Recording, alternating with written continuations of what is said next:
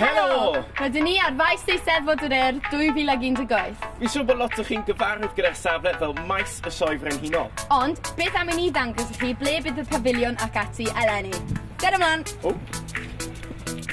Os chi tyma bach yn llwglyd a eisiau brecwast cinio neu swper, y neuadd fwyd yw Caffi Mr Urdd. Neuadd arddangos dim organog yw'r lle i ddod ar gyfer gwyddonle, arddangos fel celf dylunio thechnoleg, a os chi'n dysgu Cymraeg, dewch draw am goffi. Cappuccino, please, Hannah. Mae'r sied defaid wedi cael ei trawsnewid i fod yn bafiliwn yr Eisteddfod y blwyddyn yma. A peidiwch poeni, dwi ddim yn gwyntio mewn fyna ragor. Neuadd Clwyd Morganog fydd y gatref i'r neuadd gorawl wythnos yma.